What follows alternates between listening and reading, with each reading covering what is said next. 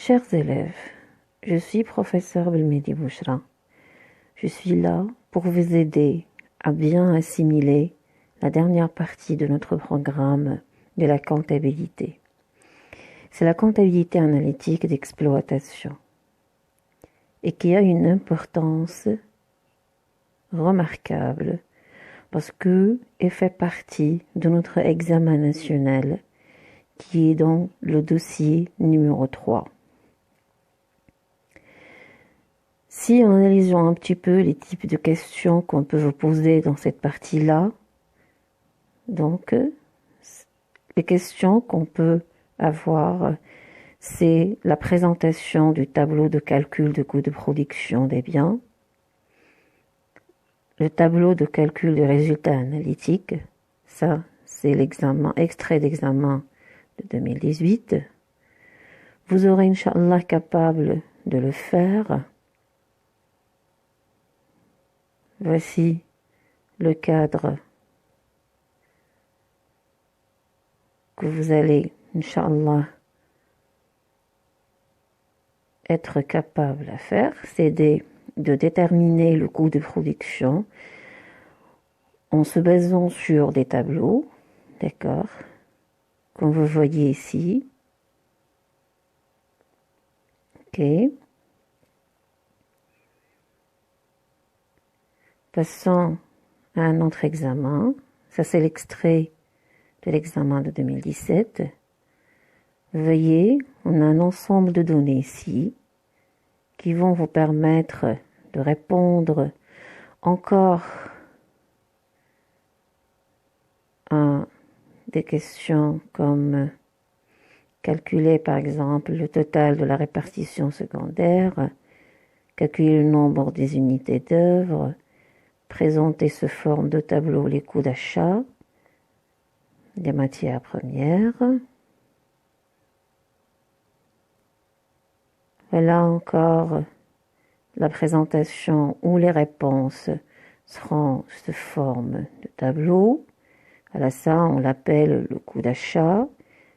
Puis vous allez être capable de tracer ou de remplir, parce qu'on vous donne ici des annexes à remplir, inventaire permanent, puis le calcul du coût de production, comme vous voyez ici.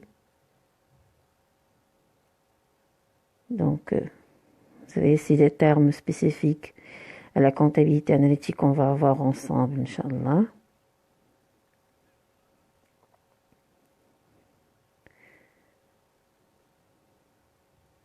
Voilà encore un autre extrait de l'examen de 2016.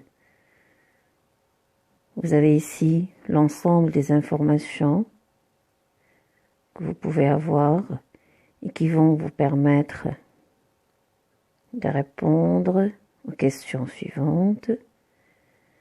Toujours présenter sous forme de tableau le calcul de coût de production, remplir l'inventaire permanent, donner la formule de calcul du coût de revient, présenter sous forme de tableau le calcul du résultat analytique, d'accord?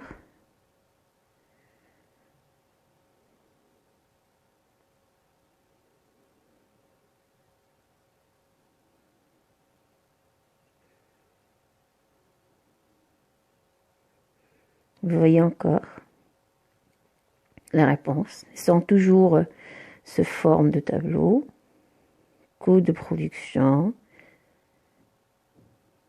des termes spécifiques à la comptabilité analytique qu'on va avoir ensemble, charge directe, inventaire permanent, coût de revient, résultat analytique, etc.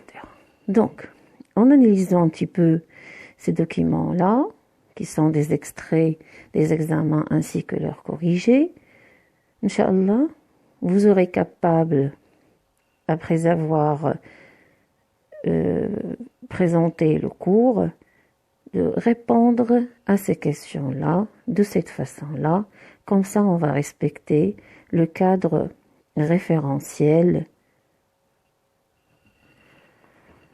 sur lequel on se base pour présenter ou pour faire ses examens. D'accord?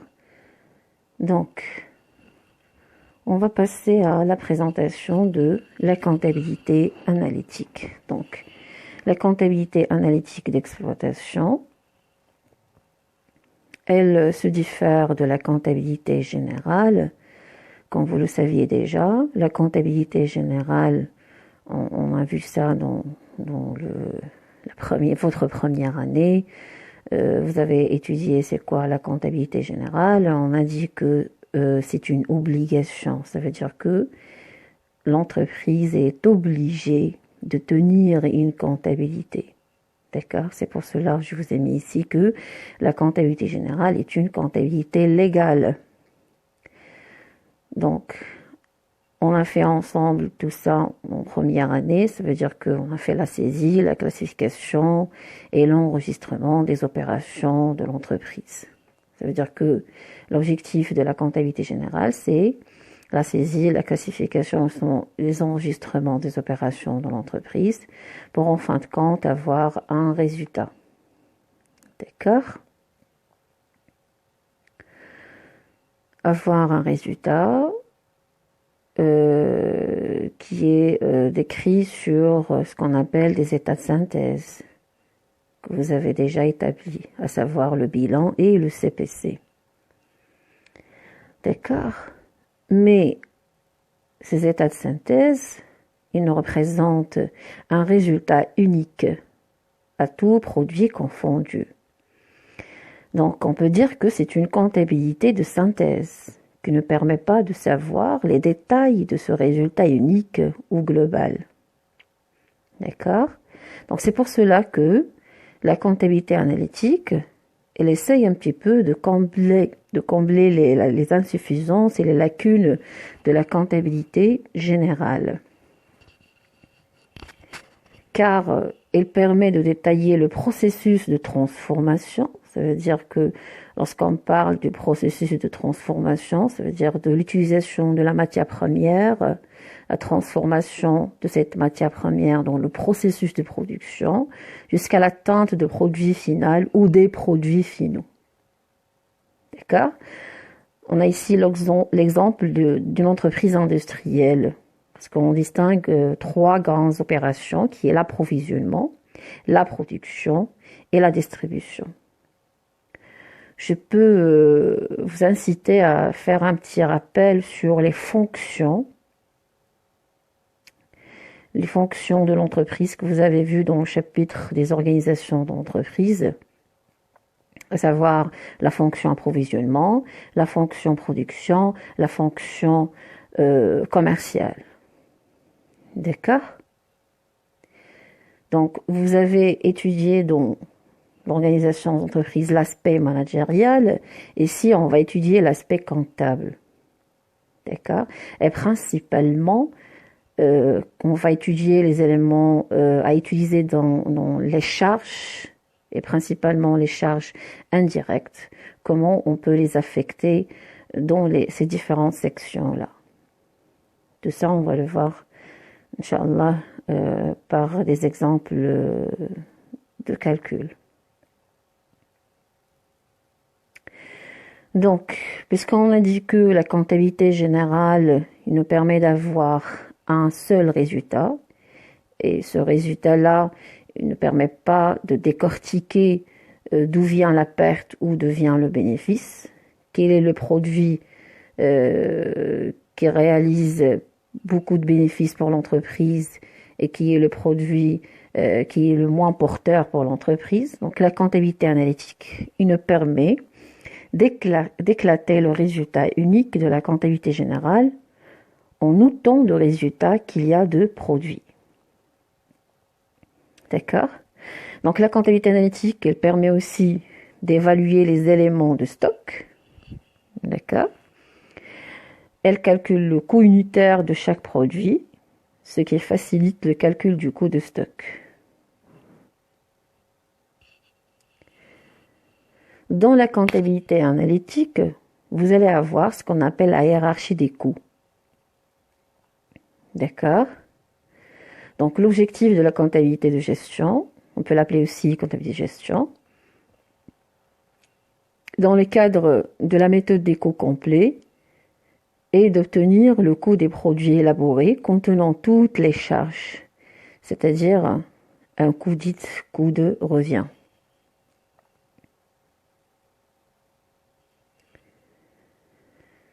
La méthode des coûts complets préconise un calcul de coûts par stade de fabrication qui doit respecter la réalité du processus de production de chaque entreprise.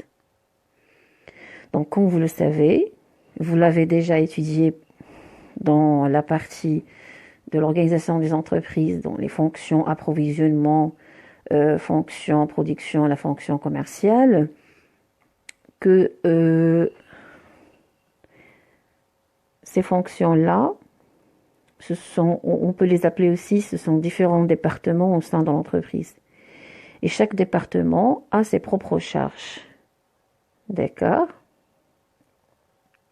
Et lorsqu'on parle de la méthode des coûts complets, on doit calculer les coûts par stade de fabrication. Ça veut dire, lorsqu'on parle de l'approvisionnement, ça veut dire s'approvisionner de la matière première, ça donne naissance à des charges. La transformation de cette matière première, ça veut dire le passage de cette matière première de la section approvisionnement aux ateliers, ça donne des charges. D'accord. Et la réalisation du produit fini et présenter ce produit fini en vente, ça veut dire que l'entreprise elle a aussi des charges, ce qu'on appelle des charges de distribution. Ok? Donc c'est ce qu'on appelle le processus de production. Dans une vision très globale, on peut distinguer deux types d'entreprises. Donc, vous le savez déjà, les entreprises, on a deux types d'entreprises. On a les entreprises commerciales, dont le cycle d'exploitation peut être résumé en approvisionnement, distribution. Donc, on n'a pas ici des éléments d'intermédiation, des éléments de transformation, parce qu'on fait l'achat et la revente. D'accord ? Mais chez l'entreprise industrielle, qui a un cycle d'exploitation, là où on peut parler de l'approvisionnement, transformation, distribution. D'accord?